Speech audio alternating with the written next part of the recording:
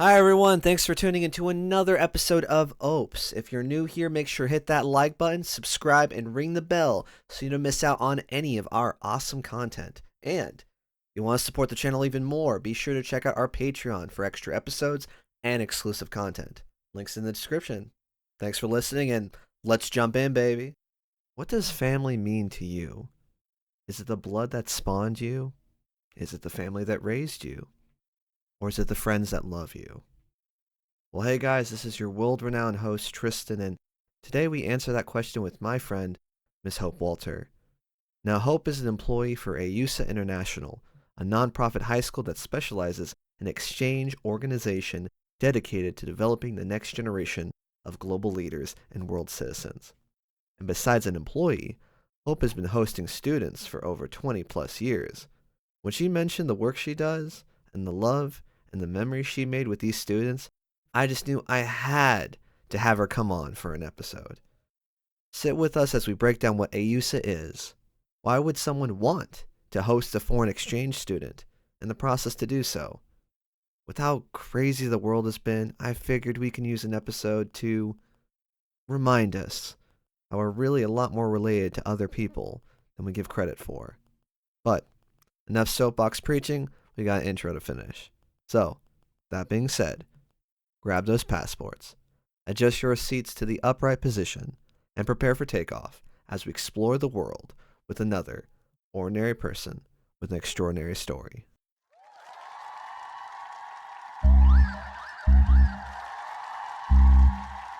You know what time it is. Welcome back. It's 2025, and now you're here with the greatest. That's right.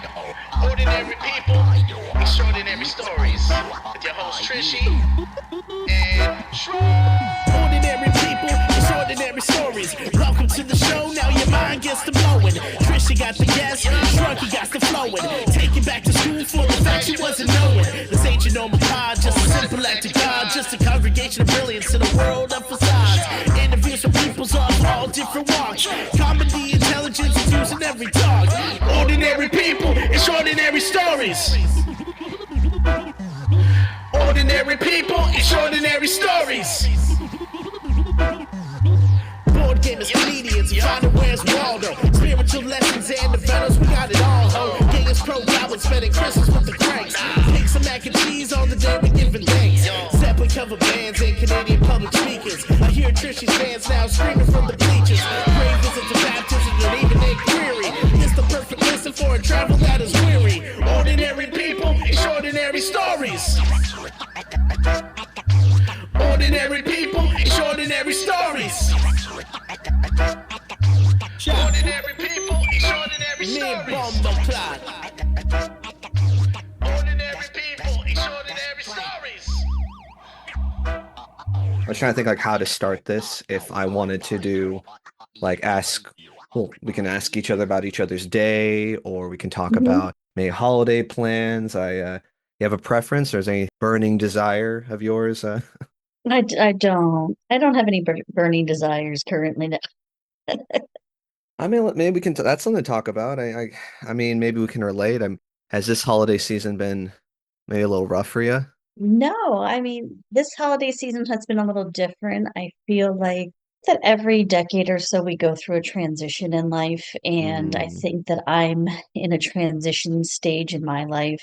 My youngest son just turned 15, and so all of my boys are kind of in a stage of independence, and so my life is becoming a little bit more my own interesting. again, and that's something new for me because the past 2 decades I've spent taking care of three boys plus all of the exchange boys plus my job is taking care of students. So, I've spent a lot of time taking care of people in my life, and I just got back from San Francisco where I was at headquarters for my job, and Okay. so this is the first year that we have not put up a tree and we don't plan to. And we are off to Arizona in a few days. And so Ooh, we're just not doing it this year. We're just not doing it. And nobody has really fussed or complained. We're all just like, this is kind of like a new stage for us, and we're all just kind of rolling with it.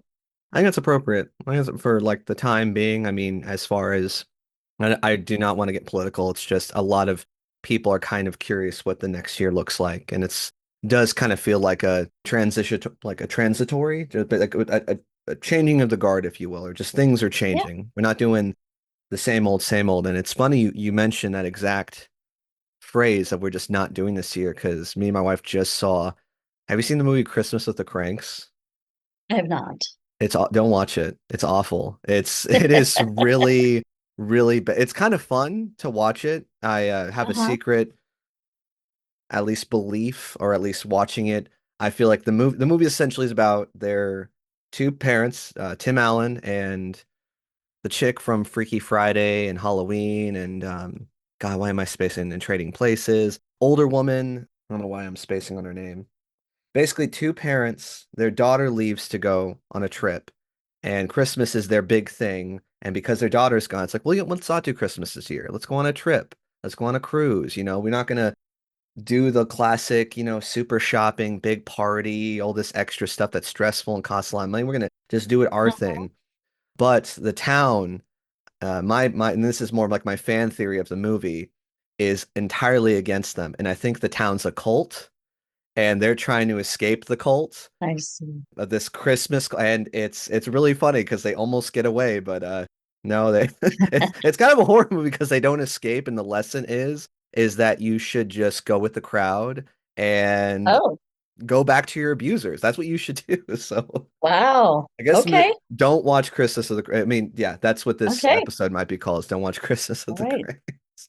But that being said, I love the fact that you were taking ownership as far as like not ownership, that's not the right word, but just you're being so transparent with just like this is just what's happening with my life and Yeah.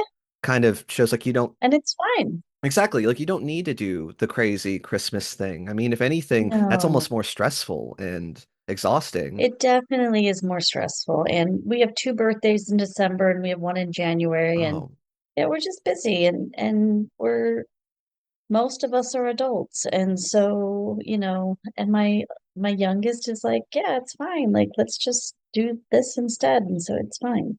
well, I'm excited to see what your future looks like. And if anything, enjoy the sun. Like, Yeah.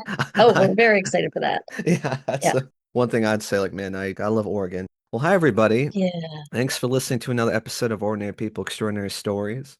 This is Tristan, and I've been talking with my good friend here by name of Hope. I don't know if I know your last name, Hope. Do you want to give that or? It's hwalter. That's right, because that's your email. Of course. Yes. Well, everyone meet Hope Walter.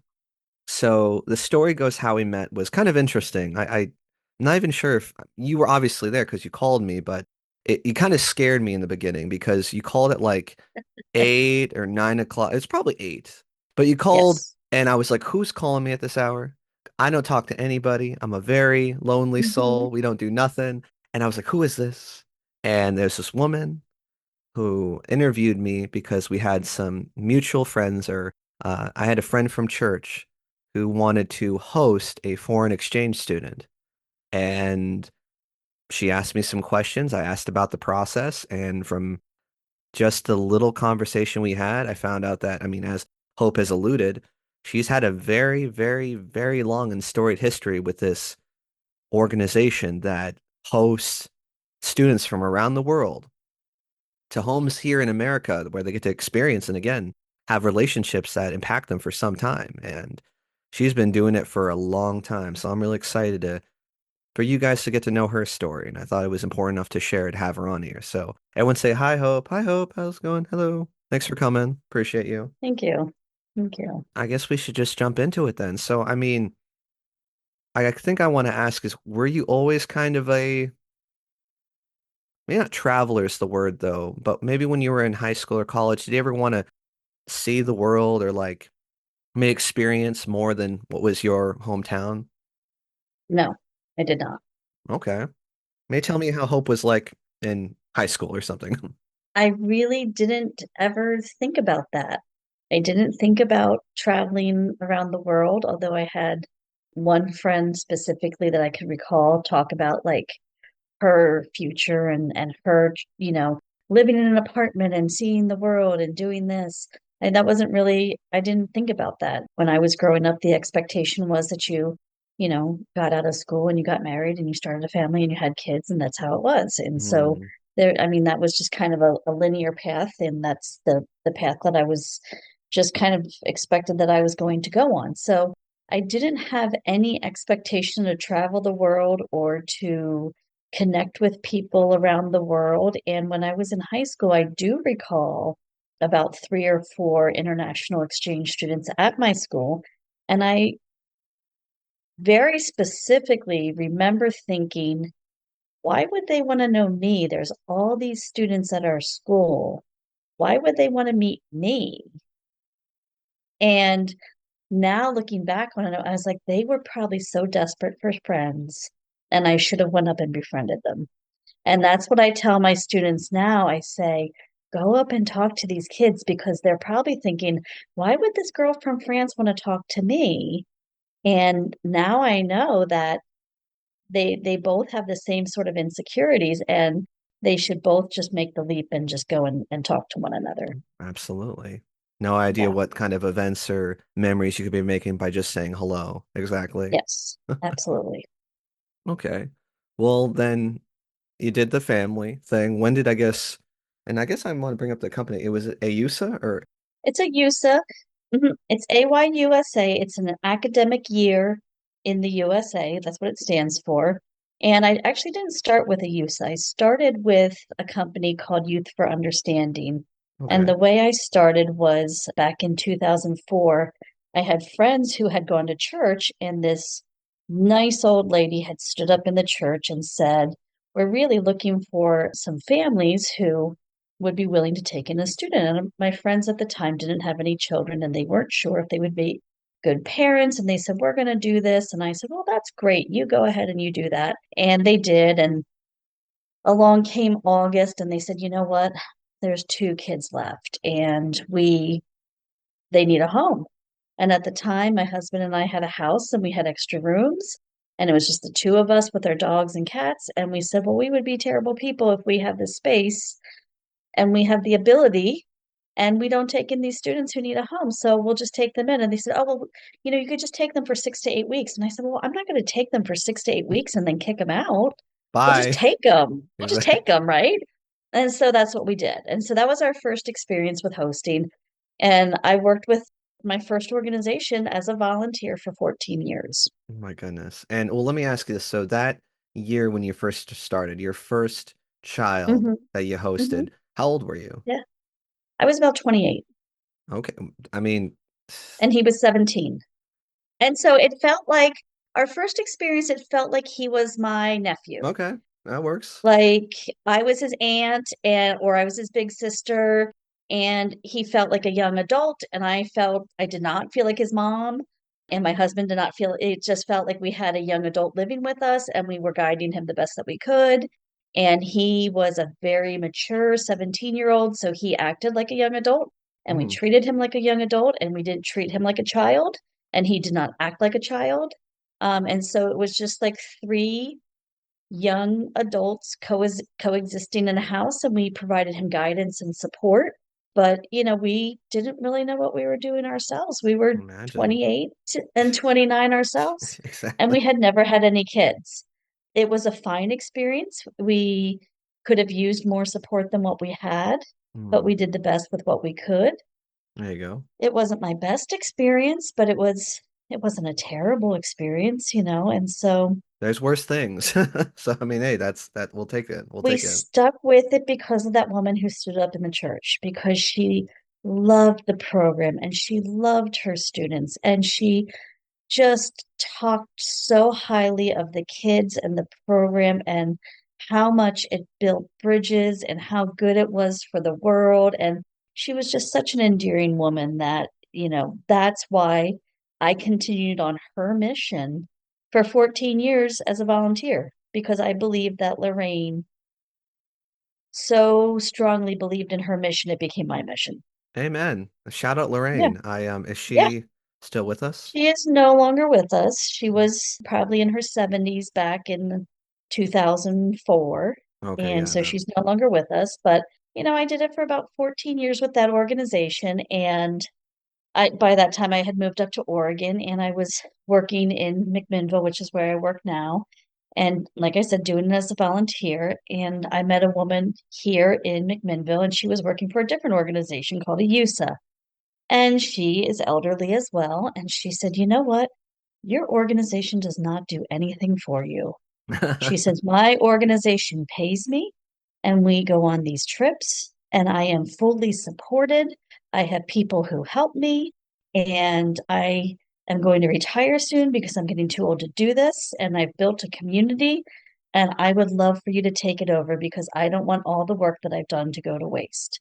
It's incredible. I mean, very much like she poached you, but she's just like, if anything, it was like, you, the kingdom is yours. Like she just had the crown.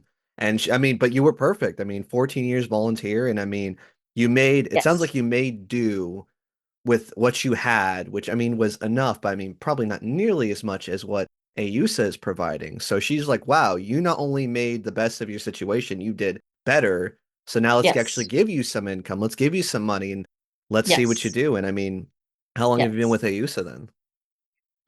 Well, that year I said, okay, okay, Joanne, I'll do that. And so it just so happened that that year Joanne suffered some very terrible medical problems, and I did take over for her that year. And then I took over for her ever since. And we're still in contact. She just sent me a Christmas card. I always tell her about the kids. She can't do it anymore because medically she's just unable to be around the students, but she loves them and she just loves hearing about them and all of that. So that was 2019 when we had that conversation. But even when we worked alongside each other with different organizations, we always helped each other out. Because Mm, in the end of the day, all of us, whether we're most of us, we're all in it for the kids. yeah, We're all in it to help these kids have a good experience, and we're all in it to make the world a better place. absolutely. So, yes, it's a job, and yes, we get paid, and yes, we deserve to get paid because we are doing work. We are in it to help the kids and give them the best experience possible and help the families and make sure that they're having the best experience possible. So, If anything, it sounds like very much, I mean, you're in the right business, or at least you have the right heart needed for it. Because yes, you are getting paid, you should, but again, that's not your concern. Your concern is like, what can I do to make this child have that best experience, though? And ultimately, I mean, make right. some probably pretty crazy memories. I mean, even getting the chance to come here, and I mean, depending on where they're at, though, I mean, I think I saw something in the letter that they bring their own money, or like how do the children kind of just take care of themselves, or how do they get to maybe go to like an amusement park or like do something fun? It depends. I mean, all of that is dependent on who the student is and what the situation is. But for the most part, we ask host families, I know this is a question you have coming down the line. No, you're doing great. What we ask families to provide is 3 meals a day, the student needs a bed of their own, reasonable transportation to and from school. Those are the three basic things that the students need. Of course, utilities, water, electricity, things like that. Everything else is negotiable. So, the way that I work it in my family is if we are going to the movies and you are in my home and I say, "Hey, let's go to the movies," you're part of my family, so I'm taking you to the movies. If you say, "Hey, I'm going with my friend to the movie," then you're paying for it because you're going out with your friend and that's your cost that you're going to incur.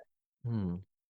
Some families can't afford to do that. Say they're going to go to Disney and they say, "We would love for you to go to Disney with us, and we're going to pay for the hotel and we're going to pay for the food, but we cannot afford to pay for an extra ticket." And then if the student can say, "Absolutely, I will pay for my ticket into Disney," so that can be negotiated. Okay. And it really, some families will say, "We're going to pay for your plane ticket. We're going to pay for your trip into Disney. We're going to, and they can do that. And that's great. But we don't expect all of our families to be able to do that because financially that's a huge burden by the Oh end. yeah. Just feeding one extra person can be a huge responsibility, especially if it's a Absolutely. teenage boy who's playing football and wrestling and swimming and, all of those things. And must eat all the calories. Yeah, All exactly. the calories, All all the the calories. protein, so it Everything. can be very, very expensive, but I always try to tell families to just be realistic with what they can afford. And most of our students are called academic students, and they come over and they pay to come over. Okay. So they pay to be here. And then usually their parents or them, it depends on the country. Some countries, students work and they make their Hmm. own money to get here. And Interesting. some, their families just give them the money. It just depends on cultural norms. But they'll have money set aside to come here and live and survive. Different countries have different budgets, different families have different budgets.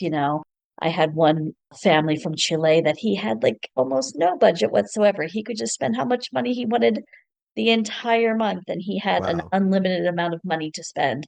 And then I have, All right. some students who come over and they're like, I have $500 for the year.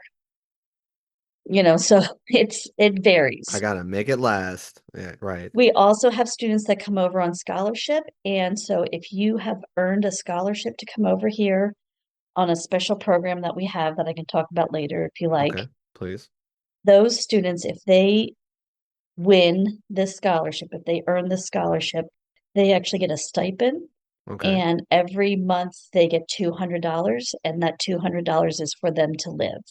And so that Hmm. is their like spending money to go to Starbucks, to go out to eat, things like that. And then we also provide them with like $300 reimbursable money so they can buy clothing that's appropriate for the winter if they need snow boots, or if they need a hat because maybe they would come from Africa and they don't need winter clothing in Yeah. Africa. So, things like that. So we have different programs that offer different things to different students based on if they're a scholarship student or not. So that was going to be one of my questions is that so there are some times where Ayusa may end up fitting the bill or as far as like again, they're the ones giving the scholarships if they meet the requirements or if they essentially are selected for the program. Ayusa actually doesn't provide the scholarships. There's special scholarships provided by other Mm, organizations. So the scholarship I was just talking to you about was the Kennedy Lugar Youth Enrichment Scholarship. And that is a Department of State scholarship, which it was started back in 2001 after September 11th. mm, And that scholarship, what was it's to help build bridges between predominantly Muslim countries. okay. And so most of the recipients come from countries that are predominantly Muslim, although not all of the winners are Muslim students. The countries that they come from are predominantly Muslim. Okay. Some of those countries are Indonesia, Turkey, Bulgaria, Mali, Africa, Mozambique. But it's like you were discussing though, the main thing though is like it's other programs or other so it just sounds like this is really plugged in. If there's multiple people saying, "Hey, we're going to help support you or support students," that we can again give Hmm. them at least stipends or at least a certain amount that they can be Hmm. taken care of. I mean, that's fantastic though. I can because that was my main concern. I was wondering is just like I mean, like you said, you hit the nail on the head.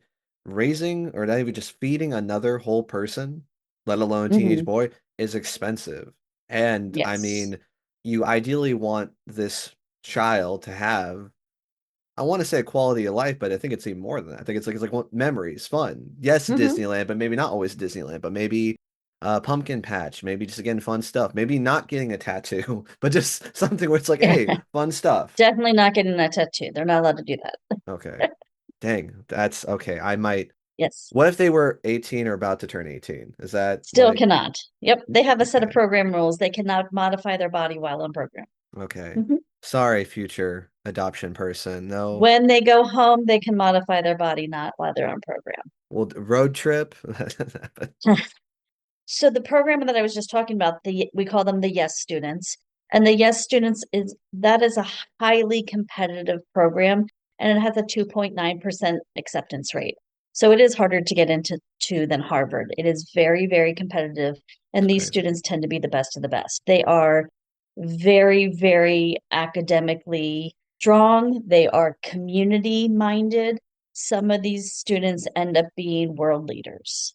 Wow. And so the fact that they come over here, many of them already have excellent English, but they're really coming over here to become ambassadors for their country. And you will hear some of my students, I have 8 of them here in Oregon, Mm, and you will hear at least 3 of mine say, I am here to be an ambassador for my country. excellent. Because if you go and you see one of my students, he will be the only person you probably meet from Lebanon Yeah, in probably. Oregon.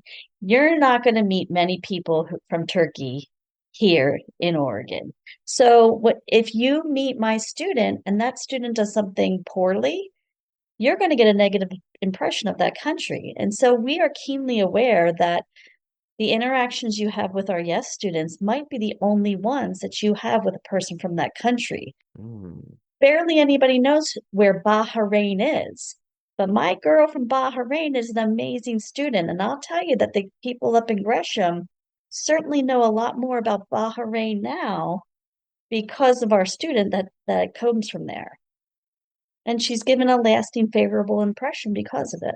and in that case, I mean, it makes sense because seriously, I mean, again, you're fitting the bill, you're giving a set amount of money. Again, you're taking the for where they are for almost how long is it up for? Is it for an entire year?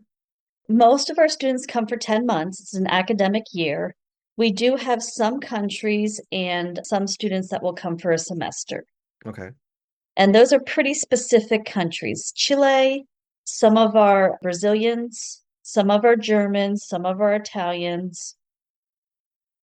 That's about it. Okay. I was like, did you cut out? Okay. I was thinking, No, okay. that's about it. There's not very many. Most of them will come for the entire year. I did hear that some of our Japanese might consider going semester as well. I'm trying to imagine. So, okay, so this is my experience. I think we talked about this on the phone. Was I used to work at a group home, but then again, these were these are the opposite. These were knucklehead kids Hmm. doing not the worst thing, but I mean, they're doing drugs, getting into fights, gang activity, that kind of stuff though. But for them, it's kind of more like it's a rehabilitation center. It's like, hey, we're trying to maybe deprogram all that, you know, gang mentality. But we do get to Hmm. like experience and do events and do fun things with them. But the way my mind's thinking is I'm not thinking of ambassadors. I'm just thinking of them mainly as just kids, as like teenagers that sometimes do stupid things or some, or just are big fun accomplishments. And I guess this kind of is a good segue into the question I want to ask. Is just as far as like, do these kids get to experience kind of like the full, I guess, senior year life? Are they going to prom? Can they Yeah. technically date? Can they Yep. okay, tell me about that. They're going to do all the things. It is a year in their life, and sometimes we say it's a life in a year. And they do all of the things. Will they do stupid things? Absolutely. They're teenagers, and I guess the best thing I can say is we try to guide them to make the best possible decisions, understanding that they're teenagers coming into a totally different culture Okay. and trying to guide them the best way we can and still allow them the freedom to experience being a US teenager. So I like that. they can go to a party. Okay. They can't drink. Hmm. Is that a US experience? Yes, sometimes. Can you go to the US and have an experience without drinking? Absolutely. Can you go to prom without going to an after party? Absolutely. Can you go to an after party and not drink? Absolutely. Right? Yeah. So they have to sign a contract when they get here, and that contract says that they understand that it's against the law to drink, to drive, to do drugs. They can't do those things. If they are caught doing them, they are subject to dismissal. Is it worth going home to drink a beer while you're here? Absolutely not. Absolutely not. But a 16-year-old brain might not feel that way, you know? So we just try to guide them like, hey, remember this isn't worth it. It's not worth it to do these things. Dating's a tricky one because, I mean, if you remember being 16, 17, 18, you know where your priorities are, but there's an added layer. And if you do get into a relationship, one, it limits your friendships here. Two, it limits your time with other people. And three, the emotional toll that it takes on you when you have to leave Yeah. and you have to say goodbye to somebody on the other side of the world. It's already devastating when they have to leave. I had a boy from Colombia one time tell me, I cried when I left Colombia going to the US, but nothing compared to when I left the US to go back to Colombia. I didn't realize how much worse it was going to be leaving the US because when they leave their home to go to the US, they know they're returning. Yeah. When they leave the US, they have no idea if they're ever going to see those people again. And they know for sure it's never going to be their home again. Exactly. And so those two things hit them at such a critical time. They just graduated, they just had prom, they just successfully completed their year. And now all of the friends they've made are going to dissipate. Oh my God. All of their exchange friends, all of their friends going off to college, all of those people are just gone.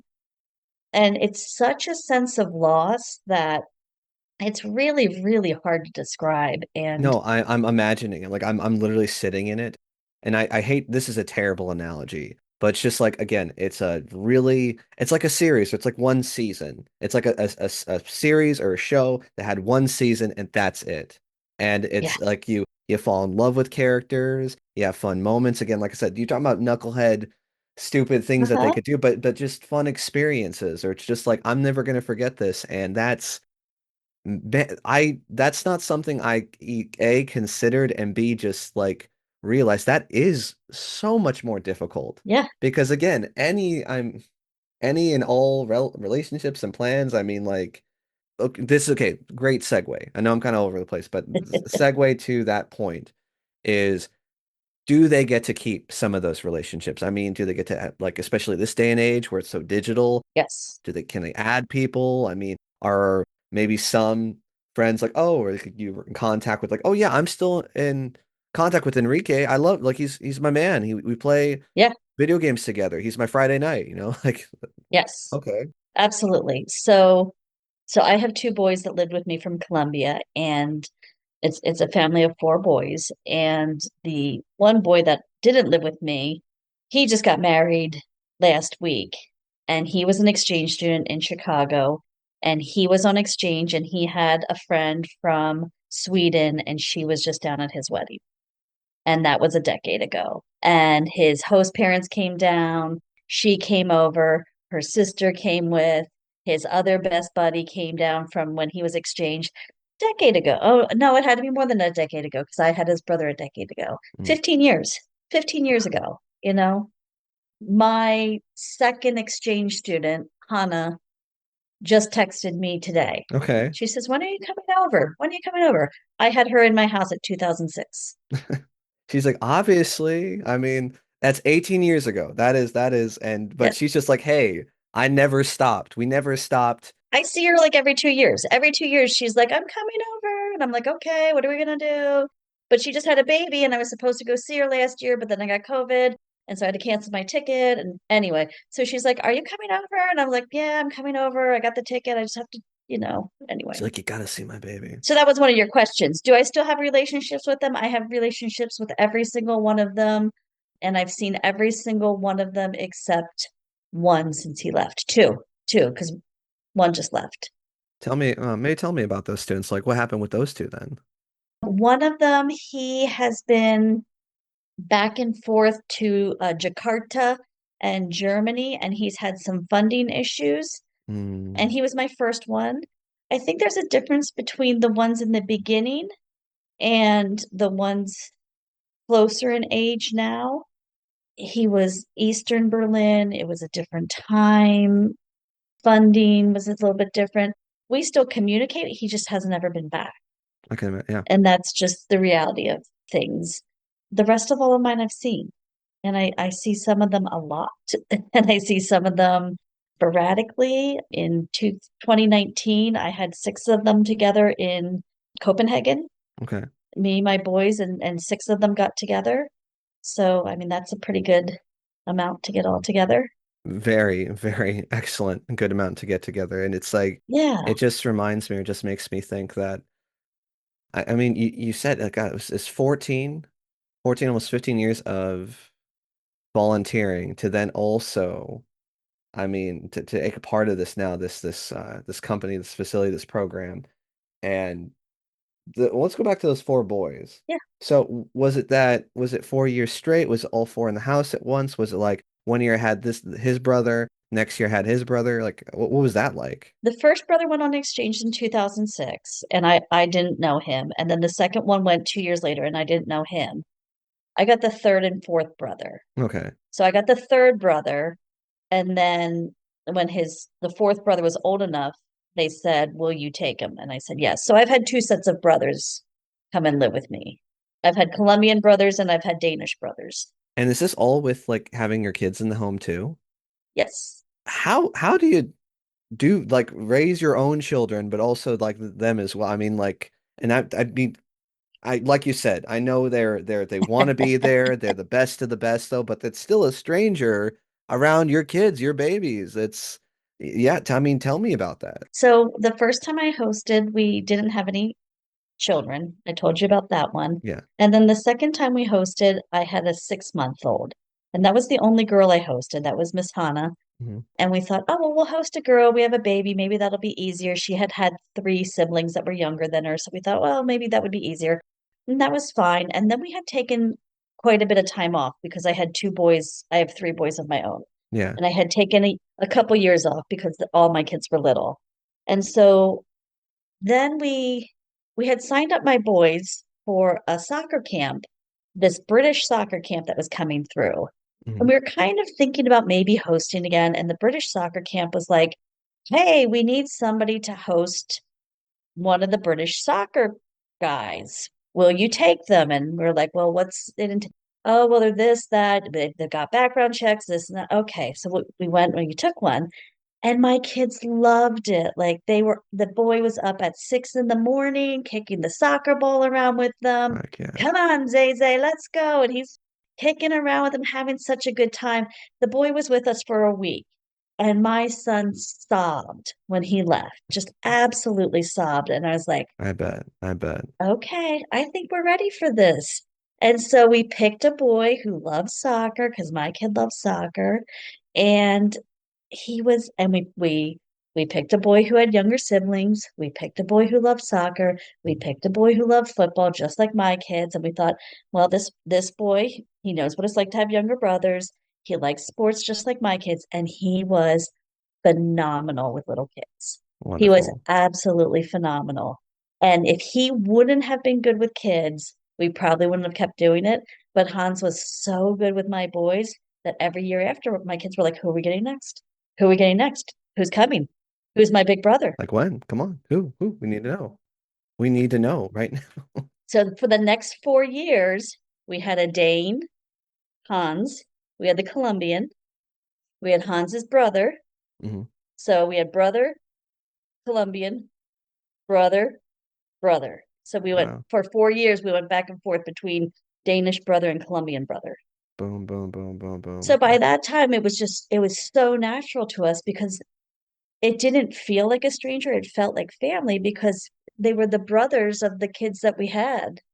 And so it just felt natural. I mean, I love that. And the kids were so used to it.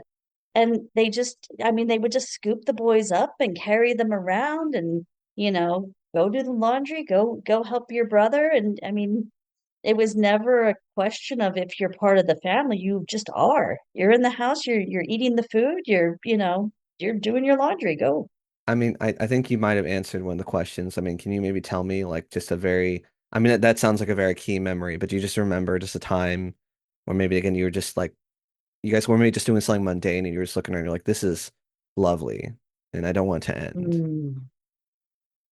Yeah, I mean, for me, when Hans came into our house, my boys were 1, 3, and 5. And so to have kids that young. And I was always busy. Like I was always doing laundry or trying to get food ready or trying to get us out the door and to always have another set of hands, like young adult hands that could pick up a kid or grab this or help me with that. And he was always Do that thing. Like they're yes. good. They're sad. And it wasn't that he was like he wasn't my nanny, he wasn't my au pair, but I would just be like, Hans, can you just take them outside and play soccer? Or can you just grab the Legos? And he would just play with them. It would just be 10 minutes. But that 10 minutes would keep my sanity that I could just get food on the table or I could just get the laundry started. And those were the moments that, were truly so nice. And then in the evening, we would sit down and we would talk or we would watch a show together and they would all be in bed. And then it was time for him to be a teenage boy and talk to us about his stuff or we'd go and watch his games and they just thought it was the greatest thing in the world. Yeah, Look, there's my big brother playing soccer there. Look, there's my big brother running track. And so they just thought he was a rock star. I mean, they just worshiped him. that's gotta feel pretty good too. What 16-year-old kid doesn't love that? Three little kids Exactly. running after and the girls, oh my gosh, the girls love to see this cute Danish boy picking up these little kids and swooping them up. I mean, it was a win-win for everybody. We love Hans. Hans is great. We love Hans in this house. Right. I mean, No, and it sounds like just lovely, and I kind of I was alluding to that in the beginning of the episode, but it sounds like in a sense that you're kind of sending your boys up to. I mean, they have all this culture, all these people around from all these other places yes. around. Like it makes me think like did it because you said that at least one's 15, but do you have Yeah. like is it like 15, 17, 20? It's 15, 17, 19. Okay. I'm Mhm. a 19-year-old. Is he in college or is he looking at maybe doing some foreign exchange stuff? He's at Chemeketa. I offered to send him to Denmark this year, and Okay. he declined. He was not ready to go. Okay. Hey, that's fair, when he's ready. He did travel with me to Argentina and Brazil this year just for a vacation, which was good enough. My middle son did go to Spain for a month. He was going to go on exchange for a year, Hmm. and he was going to live with my Spanish son. My Spanish son was my 12th exchange student, Okay. and he was going to go there, and the organization forgot to turn in his paperwork on time. Ah, wow. And so Okay. they Come did not on. secure his school spot, so he did not have a school spot, so he had to return. So technically, he should be in Spain right now, but Hmm. he's not. What a And he said, load of that's okay. I crock. had a month. He had a whole month there. He spoke Spanish the whole time. He had the experience, living with our Spanish family, who they're amazing. And then my youngest one, I don't know. My Colombians really want him, but he's a little wild. I don't know if I want to put him down in Colombia. It's just it's not necessarily that will Columbia like can he handle Columbia? It's like will they Columbia handle him kind of thing. Just that's Oh, funny. yeah. I don't want to put a blonde-haired boy down in Colombia. Mm. Kind of a bit of an easy mark. Kind of like a hey, I don't belong here. Just, could Well, see. we did take the second Dane that we had, we did take him to Colombia with us. We traveled down to Colombia, and our second Dane did come to Colombia with us.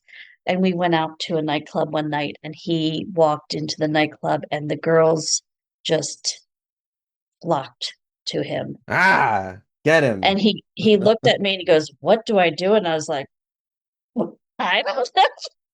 I mean, it was like a novelty. Like they were all just like, "Look at him," and I was like, "Oh my goodness." That's gotta be pretty proud. Like that's my son. That's my son. He's a Yeah, he handsome was boy. he Look at was him. real happy. He was like, "Oh, look at me."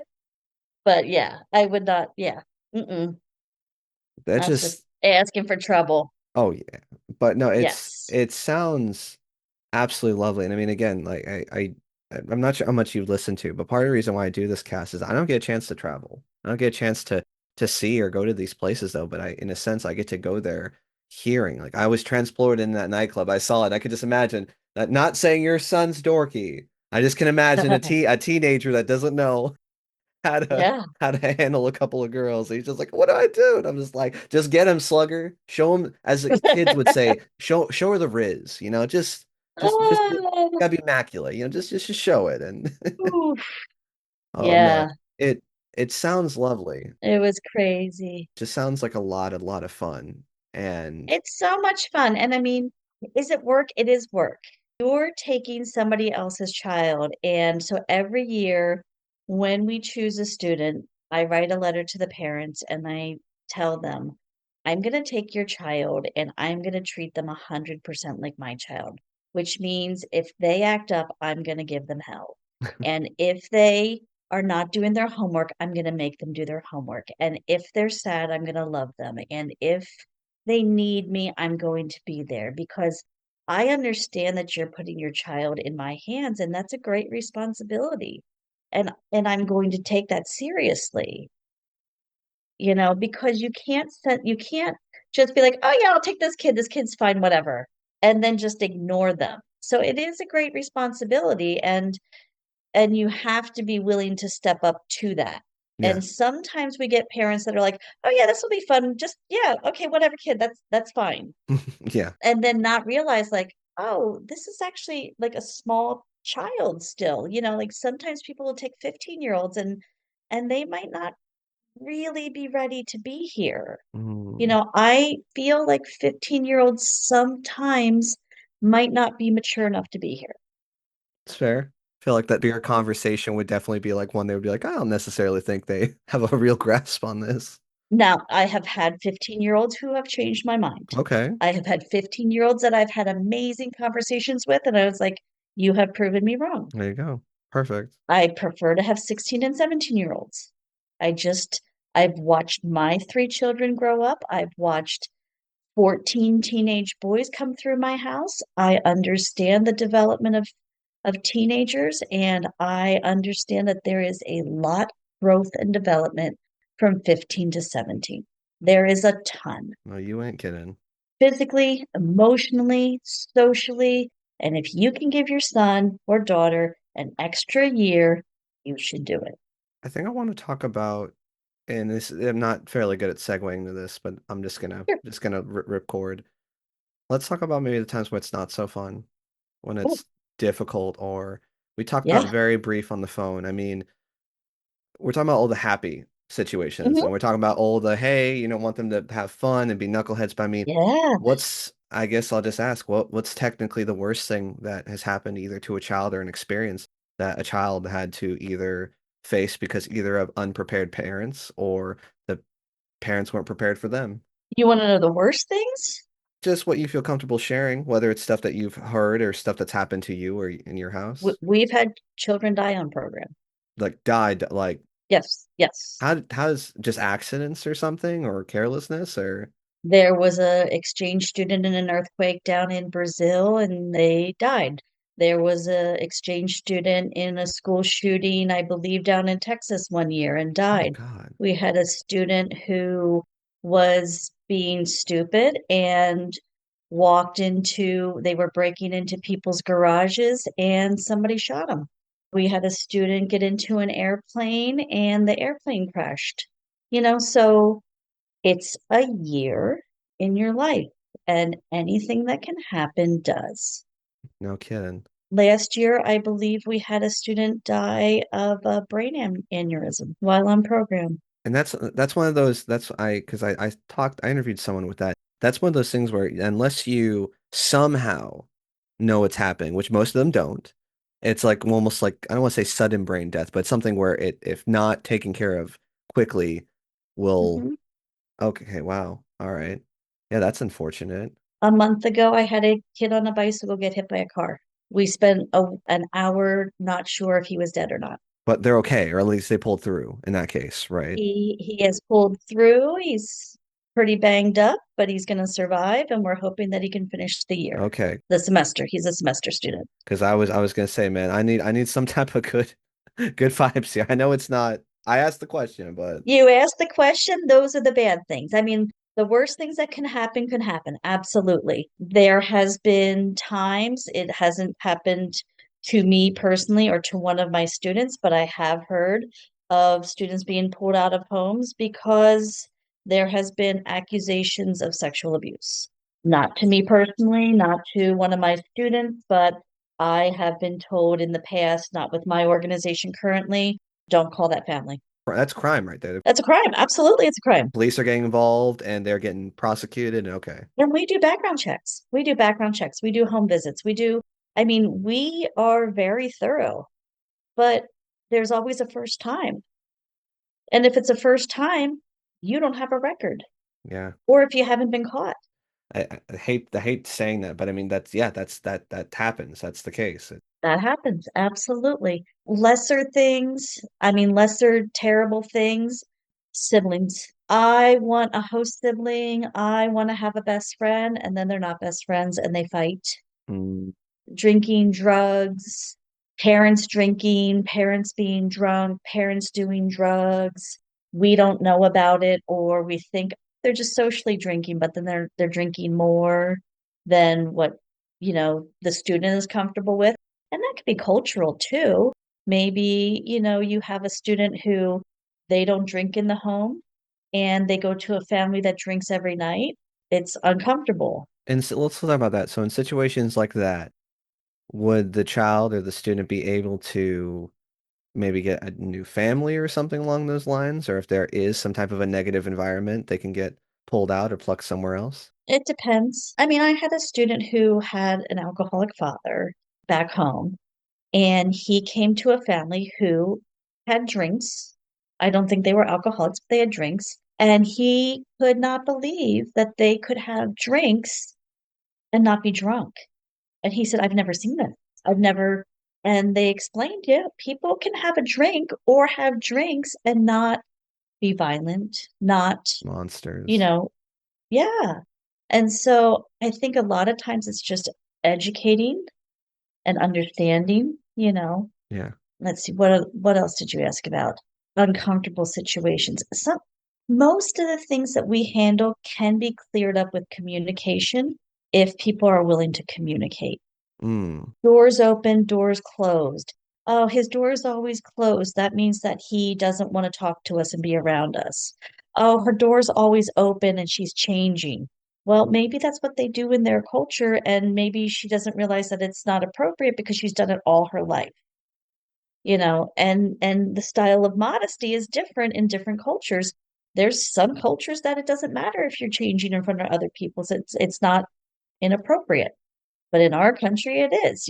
Exactly. So things like that. And I mean, and that's rough because I mean, again, we're talking about so many experiences, so many kids. I mean, that Mhm. that just statistically just has to be like that, which is unfortunate. I will tell you this, that from 2004 until 2000, maybe 19, 2020, Hmm. I probably moved about 3 kids. Okay, that's solid. Okay. From 2020 until now, I've probably moved about 15. One, I place more students now than I placed before. Two, I think students expect more and are more vocal. And three, social media and the expectations of parents and students have changed Which I was going to say, that was kind of funny enough. That's also another question I had was about. So it does sound like social media has helped this situation. and hurt. May you elaborate on the hurting part? How so? So when my first student came, I emailed his mother and she emailed me, and he would call his mother once a month. There was no Facebook, there was no Instagram, there was no smartphones. And so there was no time for him to check in with other students to see if they had gone to Disney or Snapchat pictures showing what fun they were having versus what fun he was having. So he was just experiencing his experience the way it was and not comparing it and not wondering if his was better or worse or being jealous or anything like that. He was just experiencing his life, much like most of social media right now. People are wondering, am I missing out on something? Am I not getting the experience I deserve? FOMO. Why is Yeah. she in Hawaii and I'm not in Hawaii? Her house is nicer than mine, all of those types of things. So that's where it hurts. The other thing is, each of these countries has a little texting group And Okay. especially those yes kids that I was telling you about earlier, they are super, super competitive because they are the best of the best. And so they're supposed to do presentations and community service hours. They're supposed to do a lot of give back, which is great. But they will put so much pressure on each other. I've already done 52 hours of community service, and it's my third week here. I've already done 172 hours of community service, and they're just putting so much pressure on each other to perform that sometimes I feel like they're missing out on the experience. Right. I've done 7 presentations and I'm going to do 4 next week. And then I'm going to, how about just enjoy the moment? No, exactly. And then so I really tell my yes kids, yes, do some presentations. Yes, get your certificate of completion, but also don't let the people in your group pressure you to only focus on that piece of it because you're going to miss out on all of the other things if that's all you're doing, Stop and smell you the know? flowers. It like I'm just trying to think of just so many things like what a teenager would to do. Watch WrestleMania. I'd go to a Yeah. drive-in. Axe throw. Just do something fun, or at least do something where it's you're Hmm. not. Yeah. Yeah, Sorry. we're talking about. Oh no, you're fine. You're fine. It's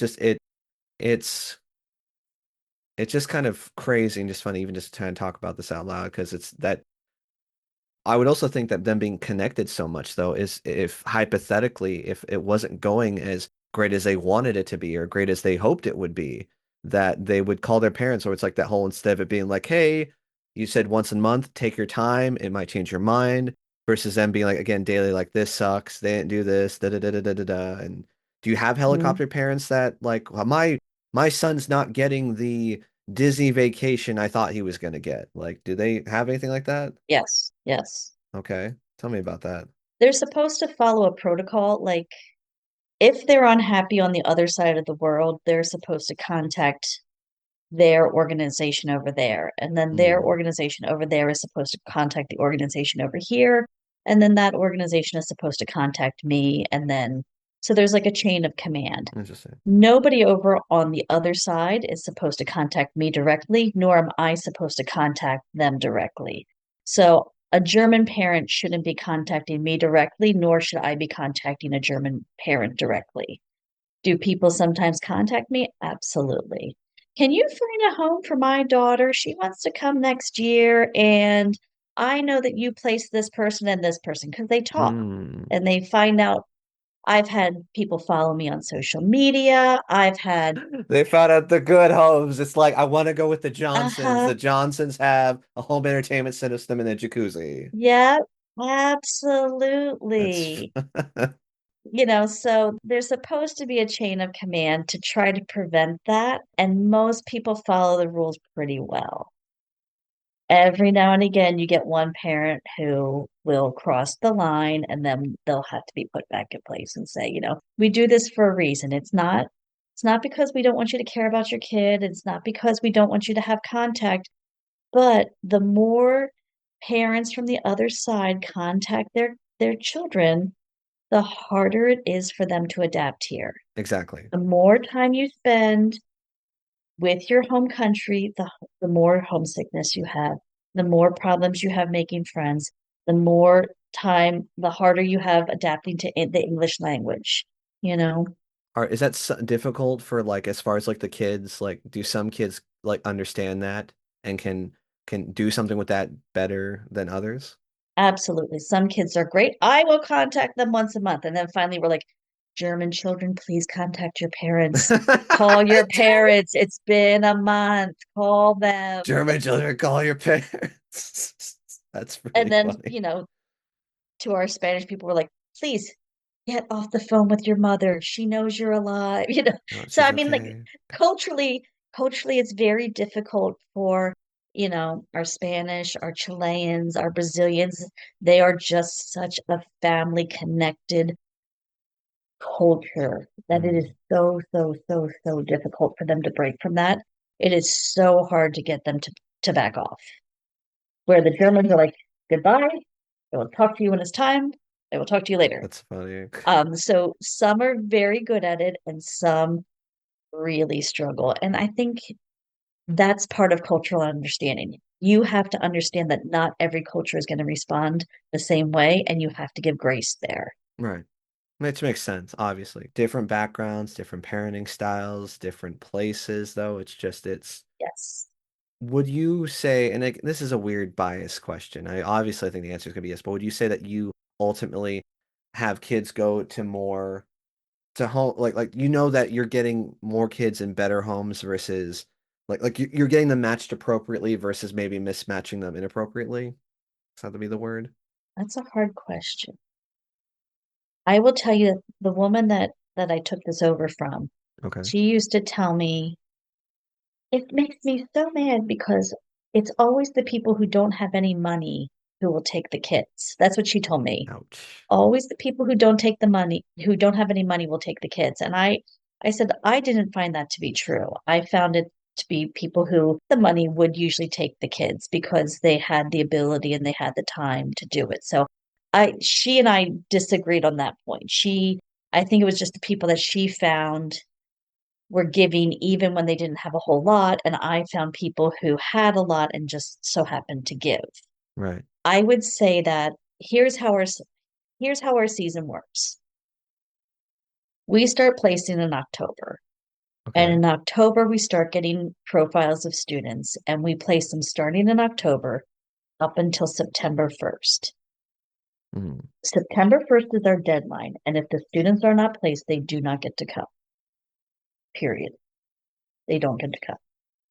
So our goal is always July 31st to place all of our students. Do we place them by July 31st? We do not. Mm. So the goal is always to place as many students as we can by June 30th. So October comes, we try to place our semester students because they're going to arrive in January and beginning of February.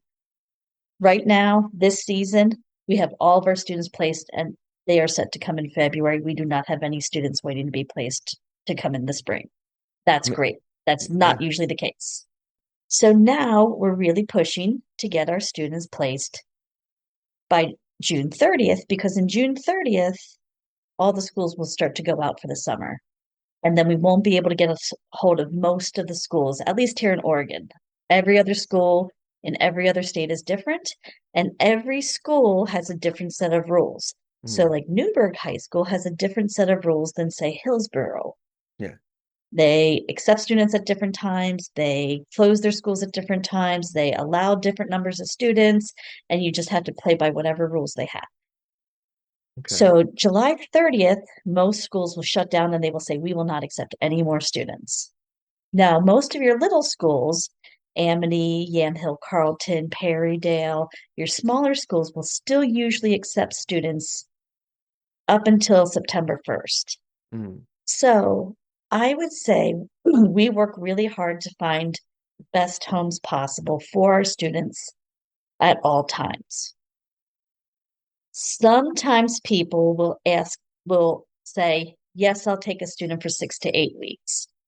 And I might not think it's the best fit of the student with the home, Okay. but I'm willing to give it a try.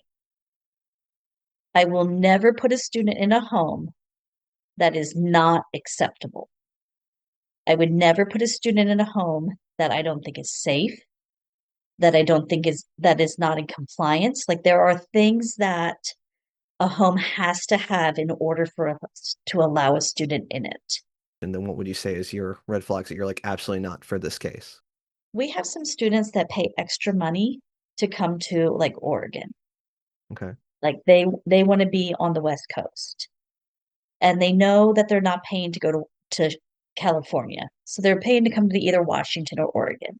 So if they're paying extra money to come here, I assume in my head that they have extra money, which means that they might be a little bit wealthier.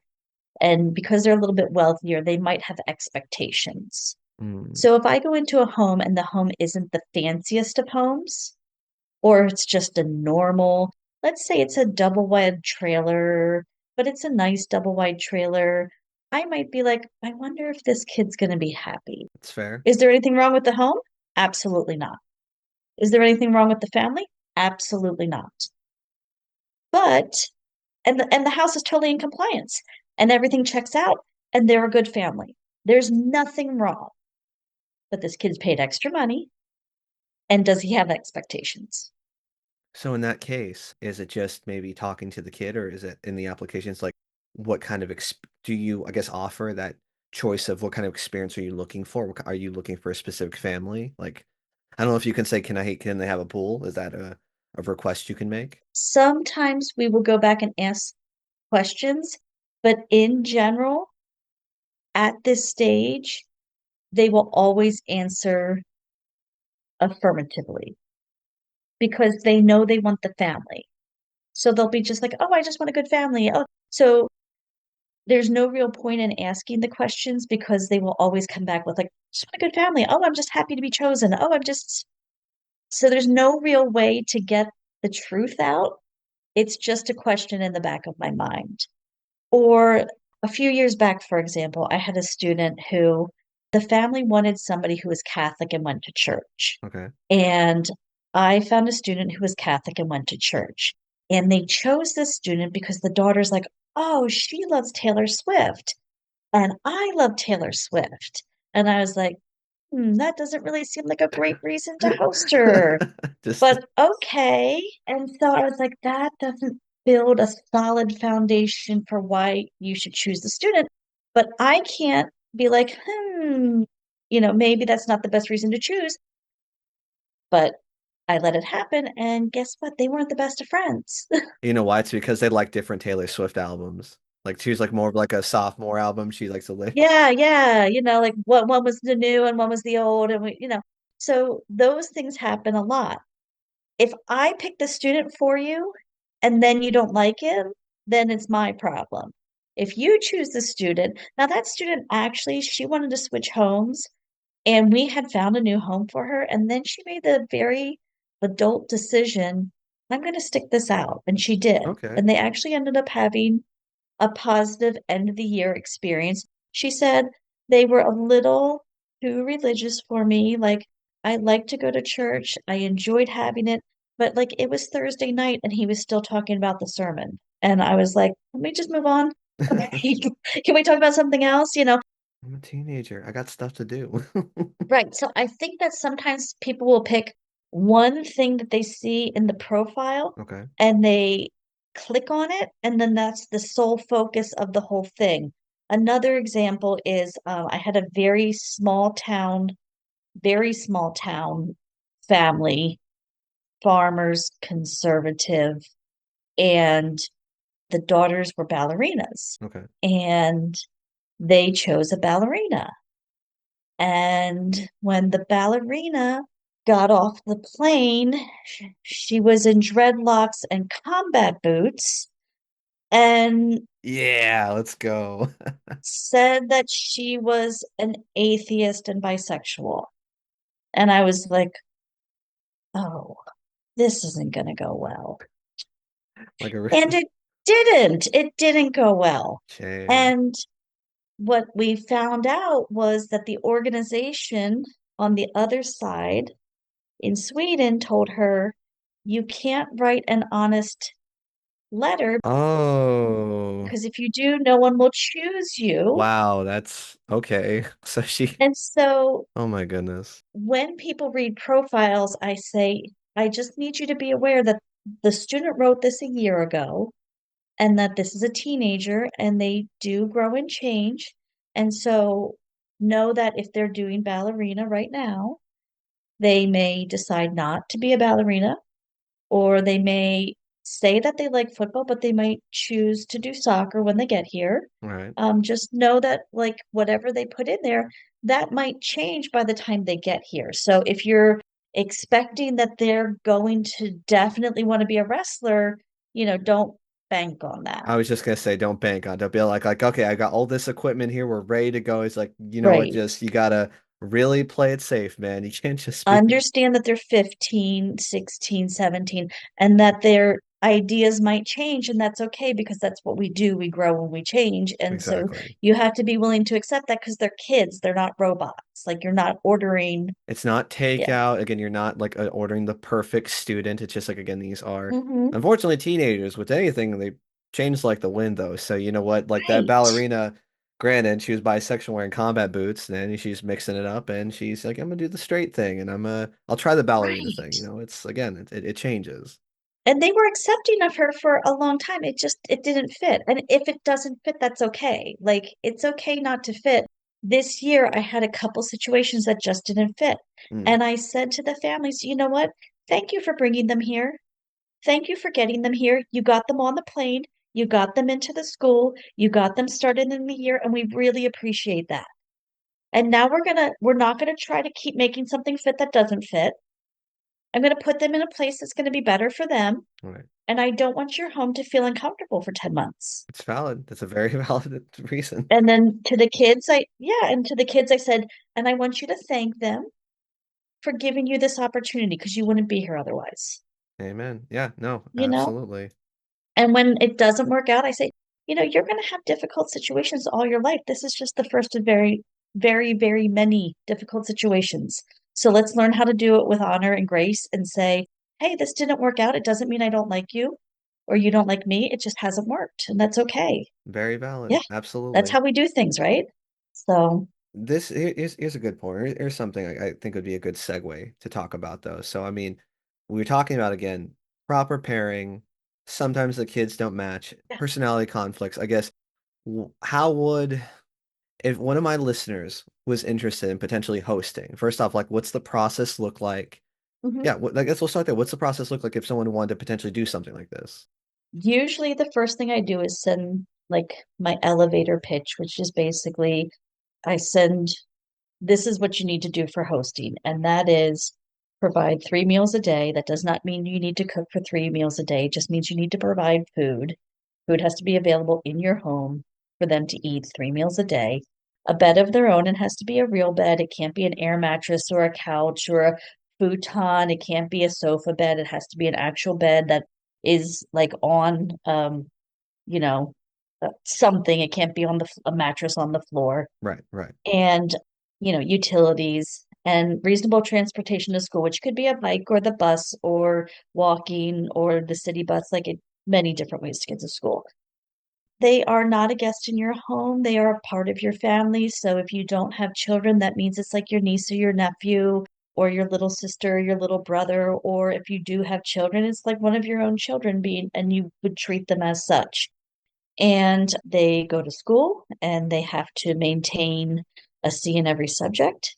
Okay. And they come with their own spending money. They pay for their own school supplies. They pay for their own personal items like hairspray, deodorant, that kind of stuff, as well as clothing, personal items, things like that. Some of my families do choose, like if they have say they love specialty artisan cheese that you just don't buy, and they like fancy, I don't know, breads that you don't eat. Yeah. Some of my families do opt to give them a shelf that they can put their own foods on that is just for them. I personally don't do that because my kids are like, I want to eat that too. So Yeah. I usually just take them grocery shopping and we just make decisions within reason. Like, Figure out together. I don't buy Cocoa Puffs, so I'm not going to buy you Cocoa Puffs. But, within reason, I help, if I know you love bananas, I buy bananas. And if I, whatever, Okay. find out what they like to eat, things like that. So the main thing is find out what they like.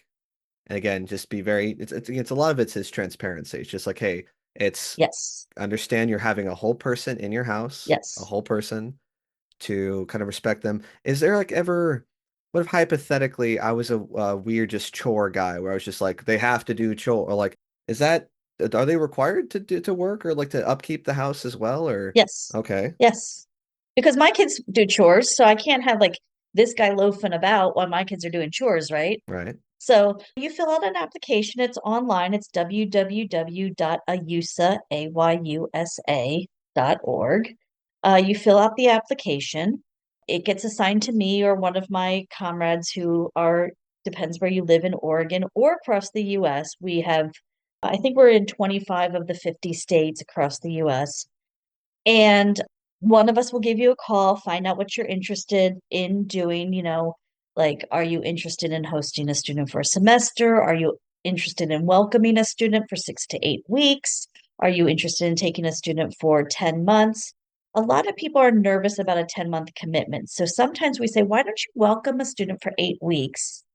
And if it's going well, you can continue to host them. Mm. That alleviates a lot of anxiety for people because they don't want to commit to 10 months if it's going horribly. No, absolutely. But what I say is, if it's going horribly, I'm not going to keep them there. Yeah. I'm not going to keep somebody in your home for 10 months if it's going awful. I wouldn't do that to you or the child. I wouldn't do it to me because I'll just hear about it for 10 months. I'm not trying to get yelled at about exactly. I'm not trying to be dealing with that right Right. now. It's like not gonna happen. Nobody wants that. Nobody wants this to be a horrible situation. This is supposed to be an amazing situation. I call your references. I call the school. I say, hey, we have a family that's interested in hosting in your school district. Can we have permission for this student to come to your school? Mm. You and I help, or either you pick out the student you want, or I help you pick out the student that you are interested in. I can help you find that student. We'll talk about, what you're interested in and why you're interested in hosting. We match you with a student, get permission from the school. They run background checks on everybody who's 18 or older. Somebody, me, my friend Nicole, my friend Shannon, my friend Dawn, one of us will come over to your house. We'll do a, a check of your house to make sure your house is safe. We take Okay. pictures of your living room, your kitchen, the bedroom that the student stays in, the bathroom that the student uses, the front of the house, a family photo. Am I forgetting something? Mm. I think that's it. We upload them. Our compliance department makes sure that they are safe and they are in compliance. Once all of that's done, I say, are you sure that you are committed to hosting this student for the time that we discussed? You say yes, everything's confirmed, and then you begin talking to your student online until they arrive. You can send them pictures, you can do FaceTime, you can meet their family, you can show them around the house. And over those next couple of months, you get to know each other so you feel comfortable that a stranger is not just coming into your home. During that process, let's say either I give a weird vibe or I'm just again, I'm concerned. I'm like, I don't know if actually we'd be the best fit for the kid, or maybe they have just like Huh? wrong type of expectations at that moment. Can we have a conversation to either facilitate that or just be, hey, you know what, I want to either drop out or I have never had that happen to me in 20 years, man, that's good. That's but I have had somebody do that. I have heard of people like, oh, at the last minute they've bailed out. We always make it work. okay. There are about 200 of us across the US, and we are bleeding hearts, and we will not leave a kid in an airport. So if that happens, and you will hear me say sometimes I have rescue families. That's I funny. have rescue families around that I can call up and be like, I have a kid that needs a home. And those families will say, bring them over. Lovely. Okay. Beautiful. I probably have three right now that I could call and say, I have a kid that needs a home. Bring him in. We'll take him. Just bring him in. Like in my house, I don't take girls because I have three boys, and I don't think it's fair to put a girl in a home with three boys. So I don't take girls into my home. Sure. But I have families that have already said to me, next year we're not going to host, but I will rescue for you. Well, temporary housing. And that is an amazing gift to have that I know that next year I have three families that are just going to be there in case I need it. Okay. Because sometimes we need it for a week and sometimes we need it for a month and sometimes, knock on wood, maybe I won't need it at all. Hey, and we can hope again, like I said, knock on wood. We Yeah. can kind of want to ask. I mean, I think this would be a good question for the audience, where people are like, okay, what would be the main? I mean, obviously, yeah, what would be the appeal, or why would I want to open my home to a child I've never met before, let alone not even in this country to a different country? Like, what would you say to people who really may not understand why this is such a fun or a necessary experience? It will change your world. You will not believe how much you can learn, how much you will learn to love somebody that you've never met. And I think I told you this story before, but I'm going to tell it to you again. Please. In 2019, I took my boys over to Sweden. I have a Swedish son, and she has three sons, and I have three sons, and all of her sons are older than mine. And we were in a cafe, and my three sons were smaller at the time, and they're meandering around her three sons. And one of her sons picks up my son and puts him on his lap, and she starts to cry.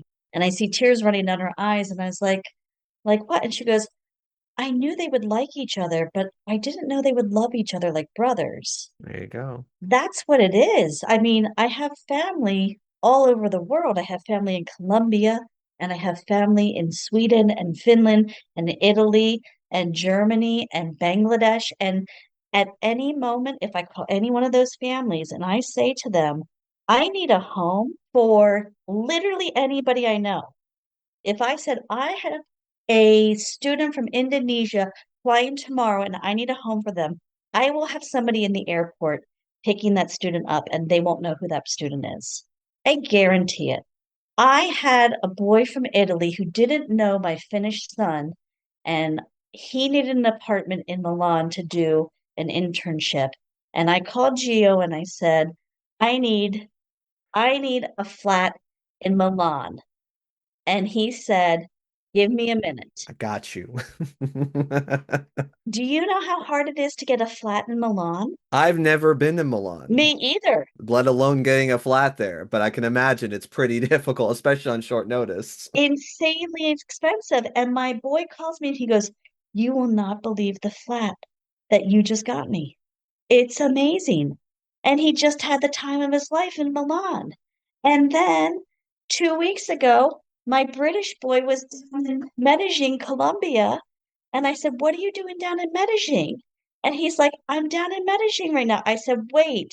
And I called my Colombian and I said, my British boy's in Colombia right now. He's like, have him call me so he doesn't get in trouble. And I'm not going to tell you what he said because he said some stuff that was not fully appropriate, but he basically told him what not to do so he didn't end up in jail or sick or dead. That's funny. That's so funny. But no, that sounds lovely. It sounds like you, in a sense, like if you are longing for community or culture, or Connection. you're trying a connection, that's the better word. If you're longing for connection, this is a great way to facilitate that. And I mean, I do think that's rad that you have people all around the world that you can call, make, and that you've not only made memories with, but again, you're going to their weddings. Your kids have relationships with them. I mean, that's And they're my family. I mean, I'm not saying like, I mean, people will say, you know, family, but these are my, I have family in Spain. I have family in Italy. I have family and like I care about these people and they care about me. And it transcends the time. I had my boy from Italy in 2016 and he called me today and he says, I miss you. And I was like, I miss you too. We haven't seen each other since 2019, but it doesn't mean that I still don't miss you and I still don't love you, if you anything, it know? probably melted your heart to get the call like, hey, it's been a while. I'm glad I'm hearing from you. I know. And when we see each other, it's like no time has passed. The You will not believe the connection you can make if you give it the right shot. Are there bad experiences? Yes. Are there times when it's hard and you're like, why am I doing this? Yes. Are teenagers a pain sometime? Uh-huh. Yep. Mhm. Have I said, go do your homework, go clean your room, we're not leaving till this is done? Uh-huh. But don't you do that with family? Absolutely. Absolutely. Absolutely. But this is the family you choose. This does, I mean, if anything, you sold me though, just because again, like I mentioned, I like experiences. I like humans. And Mm-hmm. again, I never had a flat in Mulan, but I'd love to. Maybe I Mm-hmm. could, or maybe I'll meet a nice Colombian boy. And then next thing I Mm-hmm. know, I'm seeing, I don't know what you do in Colombia. I want to say bullfights. That's probably not the right area, but basically just something fun that I would have never thought to do, or I would never have the option or opportunity to do. That sounds lovely. I think this is an important question to ask, though. I mean, you say what you need to say. I'll say after. Just continue. In Sorry. the beginning, you said to me, did I start out the world wanting to travel? Like when I was young. And Yeah, that's right. Okay. I had Hans in 2013. And when he left in 2013, my heart was broken. And I thought, I don't know how I'm going to make it through a year without being able to see him. And I said to my husband, I'm getting on a plane and I'm going to Denmark. You're either coming with me or you're not. And in a year, I was on a plane, first time in my life, going across the US, or going across the world to Denmark, which I never wanted to see, and I had no idea. And we got into the airport, where nobody spoke English, and we got onto a train where nobody spoke English, We just figure it out. and we made it up to this tiny little town where nobody spoke English to meet the loveliest lady who spoke perfect English, his mother, and she was just a joy. And she said, "You took care of my baby for a year." And we just had the best time. We had the best time. And I would have never got on the plane had I not taken that kid. And I would have never seen the world. And I've been to Denmark, and I've been to Finland, and I've been to Italy, and I've been to Portugal, and I've been to Brazil, and I've been to Argentina, and I've been to Colombia, all of those places since because I took an exchange student. And I would have never seen the world. It sounds lovely when you're painting this picture though, because again, like I haven't been to any of those places, but it sounds lovely. Sounds lovely to go. And even more so, I didn't do it till I was 40. I think if anything you sold me, I'm not 40. I don't have kids yet, but I mean You got again, it's time. it I got time and it just sounds like a really lovely experience to change a child's life. I think this is Yeah, an important question to ask though. yeah. What are some red flags or what are some maybe reasons not to host a child? I think if you are trying to fill a void, if you've had a death in the family and you're trying to replace something, if you're trying to find somebody to take care of your children, like our kids aren't here to be your babysitter, and our Right. kids aren't here to replace the husband that's left or your son that's died in a car accident or anything like that. Anything that's tragic that has happened in my old organization, if you had a tragic event, we would not allow you to host for at least 6 months Seems fair. because you have to be emotionally well to be able to support a student who's going through, even though this is an amazing experience, it is still hard, It's work. right? It's probably Like the this is hardest year for them. it's the hardest and best and most amazing and hardest year. So you have to be okay.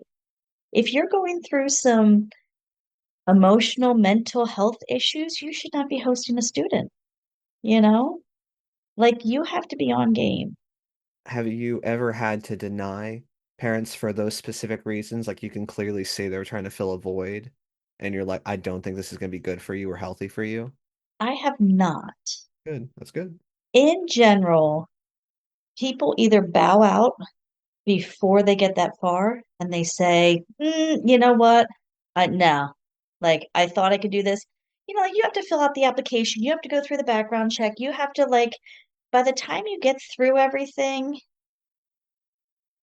I think people come to terms like, oh, wow, like filling out this application took me some time and I might not have the bandwidth for this. Like if you can't fill out the application, I mean, that might be a sign. If you can't commit to me coming over and taking some pictures, or if you can't get your house clean for me to take pictures, that might be a sign. If you can't pay us a background check, that's a sign. Like there's lots of signs to prove that you might not be. the best fit. Had some people that we were like, you know what? I don't think this is your year, where they were so deeply ingrained in trying to pick a student and they were obsessive. Oh, almost like they're kind of like rescuing an animal. They're just like, oh, let's get this. This one's Lebanese. Oh, let's get this one. This one's from Africa. And he's like, okay, like I like what you're doing, but this isn't a pet. Right. This isn't some like again, this is a human life we're dealing with. Yes. Or, well, is this one going to go to church with me 3 days a week? Because, like, if they don't go 3 days a week and they go to church with this person, then I'm concerned that they're going to like their church more than my church. And then we're like, oh, then this isn't a church program. Yeah, guys, So, like, if you're too obsessive or if you're contacting me like 6 or 7 times a day, you're already red flagging. that's rough. That's you're like, sorry, lady, I think, or you're out. You're Yes. out. If you have a DUI in the past, I think 5 years, that red Okay. flags you, Okay. which I thought was interesting. I had somebody denied for that one time. I had somebody who had a past history from like 10 years ago or something, And they weren't denied. They just had to like go to our people and like explain it. Okay. So like if you have a past history, you have to at least explain what had happened. Right. Not to me, but to like somebody in our QR or whatever. It just again, just to elaborate and explain, because again, sometimes you kind of need the puzzle pieces to be put together, so to speak, though. So you can say, hey, Yeah, I understand you're a good person, but on pen and paper, it looks like you robbed the local CVS, though, and we just, right. yeah, need to have a conversation, though. I Yeah. understand. I understand. Obviously anything with like violence, domestic, anything like that, there there's nothing we do, nothing we can do. Okay, what about mental health? I mean, if they're on medication, I mean, as long as there's no like very apparent like issues going on, like if they are on medication, seeing therapy, that's still good to play ball as long as everything else looks clean, clean house, clean record. Far as I know, I mean, we do ask a question about it. And so my role in that is I ask the question. If there is further information that needs to be confirmed, that will go to compliance, and compliance will go further with that. Okay. So I ask the question, I log the answers, but the compliance department would take that on and dig deeper if they need to. And basically, what they'll do is they'll say, we're asking a question of this applicant. Will you ask them to check their email and respond to us? And so, I mean, if I need more information, they'll provide it to me, but if I don't, they won't. Probably varies by case, but maybe for the most part, maybe I'm generalizing and you can't really do that in this business, but for the most part, the red flags like they're apparent or you see them probably miles before, like, you know what, this is probably not a right fit, or I don't think we're doing this for the right reason, versus it just surprising you. Like you get, I guess I'm asking is, you probably get a lot less surprises, especially with how long you've been doing this. You'd say, would that be fair to say? I would say that most of the people who take the time to apply are pretty stable. Okay. I would say that most of the people that apply are stable Or qualified. There you go. That I think and that's qualified. beautiful. Every now and again, I'll get like, it's usually in the references. I'm sorry, I'm gonna laugh. It's just When I call the references, they'll be like, you know what? She's got such a good heart. However, I really think that she already has too much going on. She's got such a good heart, but she's so busy already and she's a single parent. And I know that she's doing this from a good place, but but those are the ones. And that's when I paused and I was like, this lady's taking on too much. She might not be able to handle this. And the other thing is we can't take people who are on government assistance. okay. So if they're getting any government assistance, they don't qualify. I mean, it also makes sense though. How you gonna be like, oh hey, I'm temporarily getting an extra child. I need an extra $200 in food stamps, please. It's like I don't think it works like that, but Right. So I have had to turn down a couple of families because of that. I feel like we're close to wrapping up. I'm not Sure. just kicking you off. This has been a very loving and enlightening experience. If anything, I feel like this is more just kind of an elongated kind of interview where I'm like, I definitely at least cementing, like, I think this would be something wonderful to do for me and my wife. Granted, are we financially stable? Absolutely not. Like, we're not there. But I think if we could ever get there, this sounds like a truly life-changing experience. And When you were talking about financially stable, like well, I was 28 when we started. And so like we lived down in Las Vegas at the time. And so like we could pay our bills and all of that, but like we didn't have a ton extra.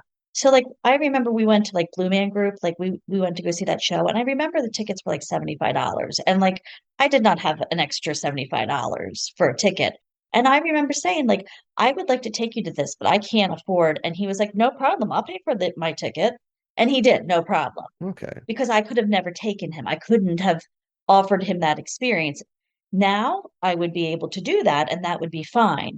But that's just a conversation. Like, I think as long as you have a student and you have those open conversations, it's not a problem. right. I have a single parent here in town, and she's taken two students, and she is the queen of like finding free, awesome stuff to do with her There girls. you go. She has them line dancing, she has them at cultural events, she has them all over the place. I don't know where she finds it, how she does it, but these girls have had a world of experience. And she's like, I just look for free stuff and like cheap stuff, and we are all over the place. They go free school lunch, free school breakfast, and she makes it work and they're having a great time. So, Okay. I mean, it's doable, but it definitely, I mean, you have to feel good about it. Exactly. And honest conversations with yourself. And funny enough, my wife is exactly like that. This whole conversation reminds me, there's this Facebook group. I don't know if they're still, not Girls Love Travel. That one's gone, but it's like, if I can remember, I might actually text it to you or something, but Sure. it's, Host a Sister. That's what it's called. Host a Sister. It's this worldwide couch surfing kind of group on Facebook Oh yeah. where again, it's just, hey, I'm gonna be in I'm gonna be in Spain for this weekend. Can anybody host me? And I'm sorry, gentlemen, there's probably it's probably like a bro, there should be. But for the ladies listening, it no, we hosted kind of a handful of people. Very recently, we hosted a Mexican woman and her daughter, and that was such a cool experience. It was so fun. And same thing as before. She has like I think 13, it's like a 13-year-old daughter though, and I was just like the uncle. I just beat her pretty severely in Mortal Kombat. I mean, in a game. Like I just gotta not cut that part out though. But yeah, we had a blast, and we talked about movies, and I also got to learn a little bit of Spanish, and we're hoping to go to Mexico City. That's where they're from. It'd be fun to go Mhm. visit them. But exactly, it's just like it's that simple. Let me just say yes. Let me just get away from fear. Uh-huh. Let me say hi first. Let me just try this thing, and Yeah. the world can open up of opportunity. It's fun. So imagine doing that at 16, or imagine sending your 16-year-old. Exactly. Like, what fear do you have? You're trusting an organization to put your child in good hands. So I take my job super seriously. I would never, when I walk into a home, I say, would I let my son stay here? And the answer is no, then I wouldn't. And then there are some places that I would let my students stay, or, but like maybe I don't agree with the family, or maybe we don't see eye to eye or whatever, Right. but they're having a great relationship.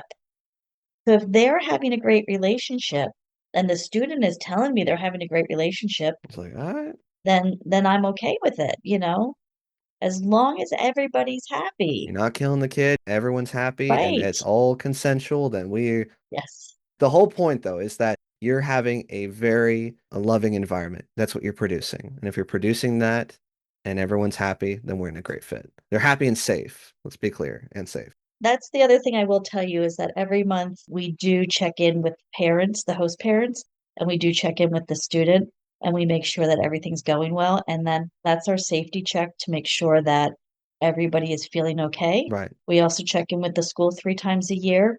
Additionally, we have somebody besides the initial person who went into the home. We have a different person go in to make sure that the home is indeed safe, like they have said it is safe, so that Hmm. it's just not my word, it's somebody else's word. Okay. We also go back into the home in the second semester and verify that the house is still in good condition. Perfect. And then, that way we're just constantly checking in and making sure everything's okay.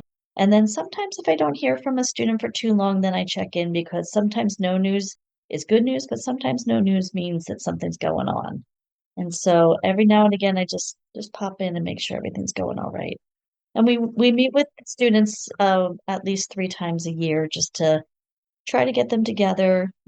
I try to tell them that the other exchange students are like their cousins, and nobody else can experience what they're experiencing, like your relationship with your cousins, Oh, you know? absolutely. And I trust my listeners. I got a pretty good, reliable, pretty good, kind, loving sense of viewers, though. Mhm. Granted, anyone listening to this in the future, though, I hope and pray that they also kind of keep the normalcy of just being a decent and good person. But everyone listening to this, I mean, if you haven't just realized, like, again, this, like, the kind, loving heart that Hope has been pouring in to not only her job, her career, but also these kids' lives. I mean, if that's not something you either want to be a part of, or if that's not something like, even if I think it's just a fight where you're like, you know what?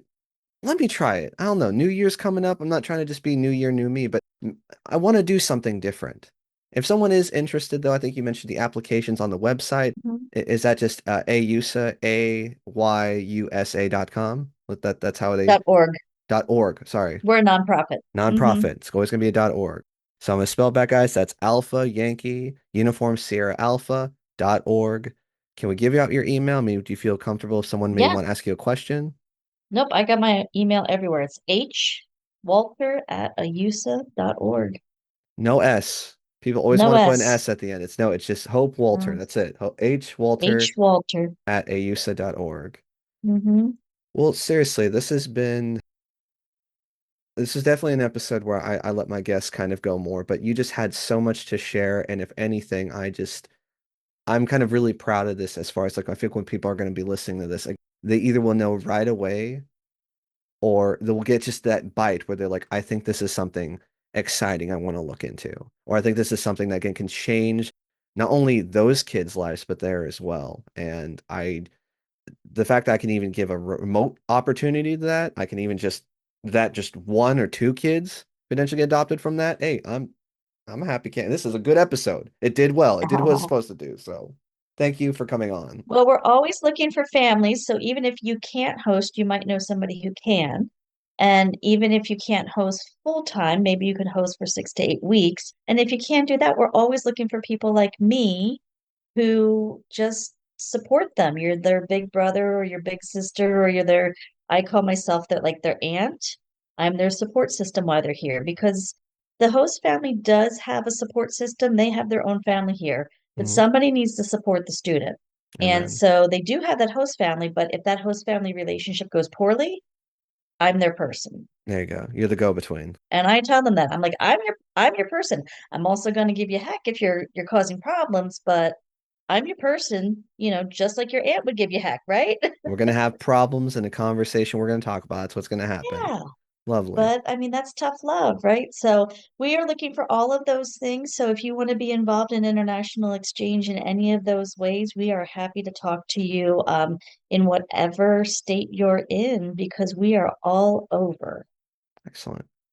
Well, Yeah. guys, I mean, that was Hope. I mean, thank you for sharing. Thank you for coming on. Yeah. Seriously, I only hope you can continue to keep doing this. And if anything, I'm just excited for because you're still just starting. I can only imagine the more conversations, the more memories, the more vacations, the more trips you're gonna go on. Those kids are gonna have kids. They're gonna talk to you. You're not even just gonna be auntie. You're gonna be great auntie. You're gonna be grandma eventually. And I don't know. That's Good time. it's yeah, I couldn't say it by myself. That's just a good time. Absolutely. Yep. Well, I think unfortunately I know we already developed such a relationship but now you have to go back to your country. I'm sorry. So I know this is hard, but I mean, do you have any final words you can say? Or do you have anything else maybe you want the audience to know before you head on over to the rest of your reality, I guess? I think you should just give it a try because I think changing, taking an exchange student will not just change your life and it will not just change that student's life. It will change that family, that school, that community, and eventually it changes the world. And I think that's the point. Could have said better myself. Well, guys, I've been Tristan. This has been Hope. And this has been another ordinary person with an extraordinary story. Guys, if you can take anything from this episode, give unbelievable a try. Give courage a try. Do things scared, and the outcome might surprise you. You guys have a happy holidays, and thanks for stopping by. Take care. Ordinary people, extraordinary stories. Trisha went to bed, but Truggy's still flowing.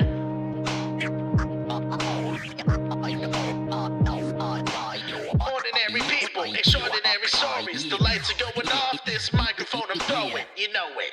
Thanks everybody for listening to another episode of Ordinary People, Extraordinary Stories. If you're interested in supporting the channel, please click the description below to look into our Patreon. I want to give a shout out to our exclusive patrons who've been donating to the channel. Again, I want to give a shout out to Courtney, Tamsin, and Richie. Without your help, we wouldn't be able to make these fine episodes, so thank you again. And for anyone else that's listening that believes they or they know somebody who has a very extraordinary story to tell, please feel free to email me at OPESpodcast@gmail.com. That's OPES, acronym for Ordinary People Extraordinary Stories, OPES, podcast, one word, at gmail.com. I'm looking forward to hearing from you, and again, thanks for listening, guys. Take care.